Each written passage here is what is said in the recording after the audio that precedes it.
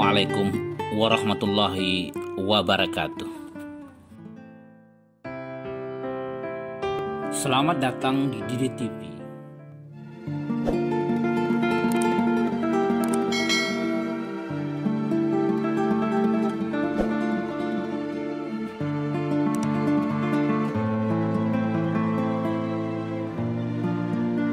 Pusako, konsep ketahanan ekonomi dan sosial berkelanjutan satu-satunya di dunia. Tergugah dari beberapa pembicaraan dengan anak Minangkabau beberapa waktu yang lalu, kiranya perlu kita membicarakan persoalan pusako secara khusus. Bagaimana visi nenek moyang pada masa lalu? Bagaimana keadaannya pada hari ini? Dan bagaimana prospeknya ke depan yang akan dihadapi oleh anak cucu kita? Dalam satu perjalanan, tanpa mengetahui bagaimana asal mulanya, pengemudi jasa transportasi online yang saya tumpangi sudah membicarakan soal pusako. Saya memberi respon serius, sehingga dia bercerita apa yang dia alami. Tanah pusako, suka sampah rumahan gitu ya kan. Tewak gitu ya. Jangan ngecek ke mandi kita wak kok. Adik dia ulang, adik dia nak produksi. Ya, kita nama kita. Aku ni sampai kawan. Cuma awak jawab ibunya bapak. Ini coba awak bantu kan, kawan kita itu. Ini coba ante tanya ke paman tu, bapak paman ke mama tu kan. Coba beda ni mana warisan, mana pusako jawab. Iyo. Kalau lah tahu nyo memang ngerti mau jawab kan. Kalau pusako tak bisa dibagi tu jawab. Tak bisa. Itu pertama. Yang kedua, tak ada hak laki-laki nak pusako tu laki-laki tak ada di Minang tu jawab kan. Dan produksi pun punya hak mengelola. Ya betul. Hak pakai dia. Pakai ya. Tapi kalau warisan, warisan ko pambadi na yaman dia wak, itu bisa jawab kan. Ya. Itu saya kecilnya lama jawab. Ya sampai ni mana kita ada pak. Saya itu tak ada yang wajib itu. Berarti kan mangga tidak pak barinya mak tahu apa? Hanya kadang dirantau kita. Itu saja. Dikecil kadang tanya kan dirantau punya. Saya jadi ingat beberapa bulan sebelum itu, seorang mantan mahasiswi saya yang sudah bertugas di Solok Selatan menelepon sudah agak larut malam. Setelah memperkenalkan diri, dia menyampaikan kegundahan yang sedang dia alami dan meminta pandangan saya. Dia menyampaikan bahwa beberapa bulan yang lalu dia selalu dihubungi oleh saudara laki-laki ibunya yang beristrikan bukan orang Minangkabau, berdomisili di salah satu kota besar di Indonesia melalui telepon dan chatting media sosial. Beliau selalu menanyakan pembagian warisan untuknya. Saya bingung, warisan yang mana yang beliau maksudkan, ucap mantan mahasiswa saya itu. Setahu saya, ayah dan ibu kami tidak meninggalkan apa-apa, imbuhnya. Setelah beberapa kali menelepon dan chatting media sosial, saya baru paham bahwa yang dia maksudkan adalah tanah perumahan yang di atasnya telah kami bangun rumah bersama dua orang saudara perempuan ibu saya. Namun, tidak berselang lama, beliau meninggal dunia. Beberapa hari belakangan ini, saya selalu ditelepon dan chatting media sosial oleh anak-anak beliau meminta pembagian warisan tersebut. Lanjut mantan mahasiswi saya itu.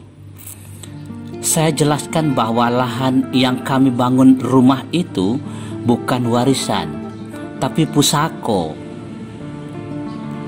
Entah saya yang tidak bisa menjelaskan, entah mereka yang tidak mau menerima penjelasan saya. Mereka terus merongrong bahkan meminta pembagian seberapa saja, jelas mantan mahasiswi saya itu. Kasus lain diceritakan oleh seorang laki-laki Minangkabau yang saya temui dalam perjalanan dari Jambi ke Kota Padang.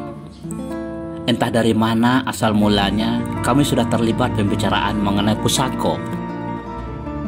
Dia menyampaikan bahwa mereka tidak punya pusako lagi. Karena ingin mengetahui apa yang sedang terjadi dengan pusako di Minangkabau, saya tanya, mengapa sampai habis? Dengan penuh semangat kekecewaan, dia menceritakan bahwa kakeknya telah membagi pusako kepada neneknya yang bersaudara 3 orang dengan alasan ganggam untuk padok surang-surang. Neneknya mempunyai saudara 4 orang perempuan. Kemudian saudara laki-laki ibunya, mamaknya, membagi pusako tersebut kepada ibunya yang bersaudara 4 orang dengan alasan yang sama, ganggam laba untuk padok masing-masing. Karena kondisi ekonomi kami yang sangat berat dan karena kasihan dengan kondisi ayah saya, akhirnya ibu saya menjual pusako tersebut bagian dirinya. Kini hanya tersisa lahan perumahan yang dihuni oleh saudara perempuan saya. Karena penasaran, saya tanya, bagaimana dengan kondisi ekonomi Anda dan saudara-saudara Anda sekarang? Dengan nada yang memilukan, dia menjawab, kondisi ekonomi kami adik-beradik kini lebih parah lagi daripada kondisi ekonomi ayah dan ibu kami. Jawabnya polos. Kira-kira sebulan yang lalu, saya terlibat pembicaraan mengenai pusako dengan seorang pengulu di sebuah lapau di Kota Padang. Beliau menceritakan bahwa suatu hari beliau didatangi oleh mamak rumah beliau, saudara laki-laki istrinya. Karena pembicaraan kedengarannya urusan mereka bersaudara, sebagai sumando, saya tidak ikut dan memindahkan posisi duduk agak berjauhan, namun masih mendengar pembicaraan mereka.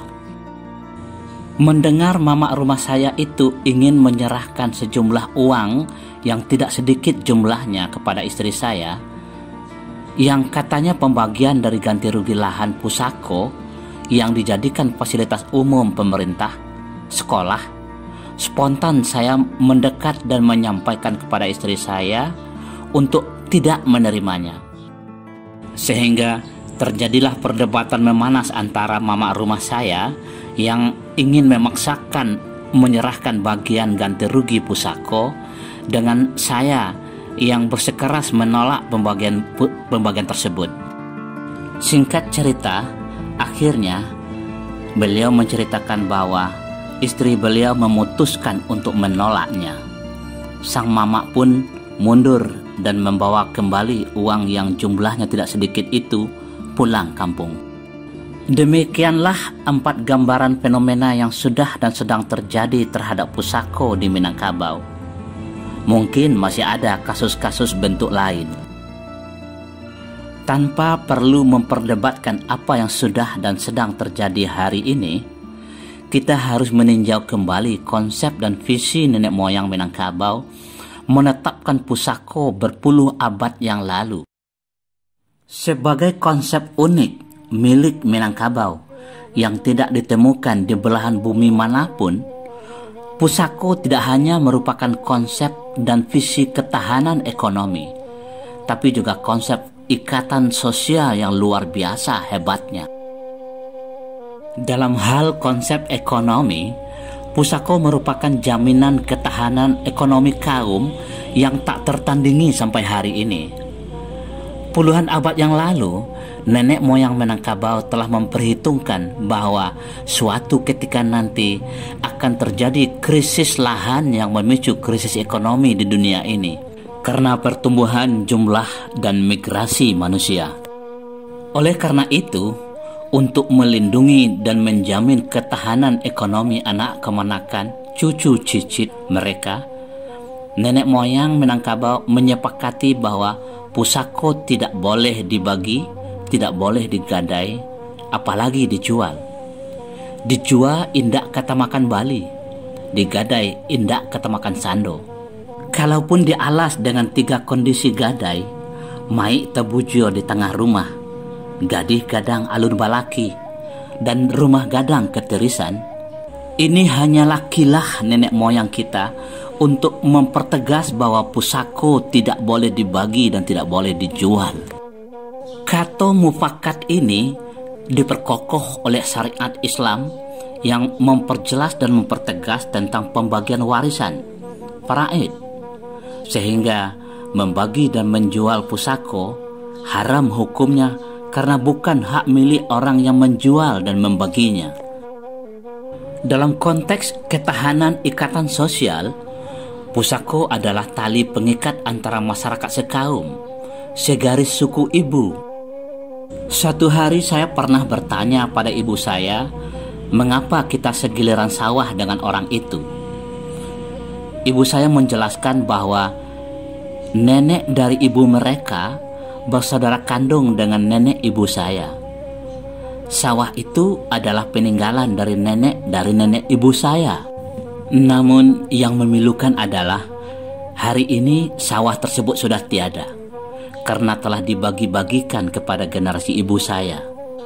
Dampaknya, hari ini keponakan saya hampir tidak kenal dengan siapa-siapa dan sanak mereka yang separuh, apalagi selurah atau sekaum, sesuku. Saudara, sekali lagi tanpa perlu memperdebatkan apa yang sudah dan sedang terjadi pada hari ini adalah momentum yang tepat kita kembali membangun sistem soko pusako. Soko tagak di atas pusako. Bagaimana bisa kepemimpinan kaum yang diemban oleh pengulu yang begaladatua bisa tegak berdiri kokoh tanpa pusako yang dia lindungi? Karena salah satu tugas utama seorang pengulu adalah memelihara pusako. Kalau paku kacang balimbiang, tampurung lenggang-lenggokkan, dibawa turun ke saruaso. Anak dipangku kamanakan dibimbing, orang kampung dapat tenggangkan, tengganglah adai dan binaso. Ini adalah amanah leluhur Minangkabau kepada semua mama, nenek mama, dan pengulu nan gadang basa batuah untuk melestarikan dan memajukan sistem ekonomi berbasis kaum, suku yang dikenal sebagai pusako. Hari ini tidak sedikit mama, nenek mama, dan pengulu Minangkabau telah meraih keberhasilan besar dalam bidang ekonomi. Patutlah kiranya kita kembali membangun sistem ekonomi kaum berbasis pusako. Kenapa tidak mama, nenek mama, dan pengulu yang telah berhasil secara ekonomi menyelamatkan anak-anaknya nan dipangku kembali menghadirkan dan membangun pusako kaum dalam wujud kekinian untuk menyelamatkan kemanakan nan dibimbing. Dengan basis pusako tersisa, tidaklah berlebihan kiranya kita berpikir, berniat, dan berbuat membangun lembaga ekonomi kaum seumpama koperasi, yayasan, bahkan korporasi milik kaum yang dikelola secara profesional dengan memanfaatkan kemajuan ilmu pengetahuan dan teknologi hari ini. Bukankah korporasi raksasa dunia seperti Toyota, Mitsubishi, Mercedes-Benz, Ford, Johnson & Johnson, dan ribuan korporasi kelas dunia serta beberapa korporasi swasta nasional kita telah menerapkan prinsip dan sistem ekonomi berbasis pusako, aset abadi milik keluarga besar, walaupun dengan sistem kekerabatan yang berbeda. Walaupun mereka menerapkan prinsip ekonomi kapitalis, saham-saham utama korporasi raksasa tersebut masih tetap dikuasai oleh keluarga besar founding father perusahaan tersebut. Bukankah sistem ekonomi yang diamanahkan oleh Undang-Undang Dasar Negara Republik Indonesia tahun 1945 adalah sistem ekonomi berasaskan kekeluargaan, kaum, suku?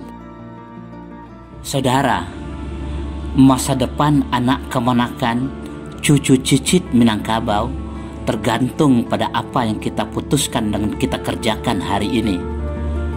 Semoga Allah memberikan hidayah dan kekuatannya kepada kita semua.